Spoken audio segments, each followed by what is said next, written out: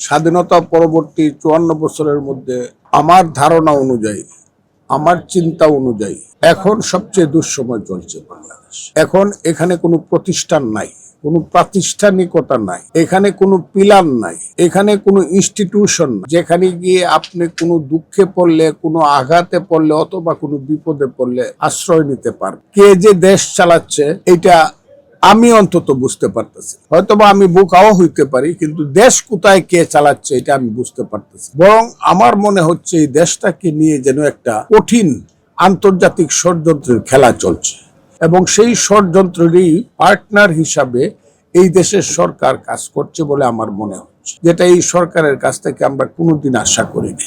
আমরা তাকে বড় আশা করি।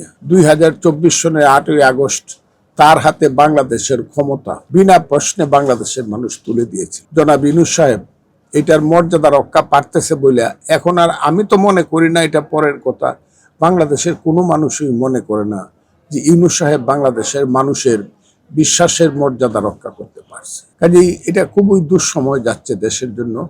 এখান থেকে পরিত্রাণ পাওয়া প্রয়োজন। ক্ষমতা গ্রহণটা সাংবিধানিকভাবে ঠিক ছিল না, অঠিক ছিল, তার চেয়েও বড় কথা হইল একটা পাবলিক ওপিনিয়ন ছিল, যে ওপিনিয়নটাকে এপিলেট ডিভিশনের ফুল বেঞ্চ ডিসিশন দিয়ে যে এখন দেশের এই শূন্যতার মধ্যে এইভাবে চলতে কোনো অসুবিধা নেই। এটা ফুল বেঞ্চের এক ডিসিশন আছে।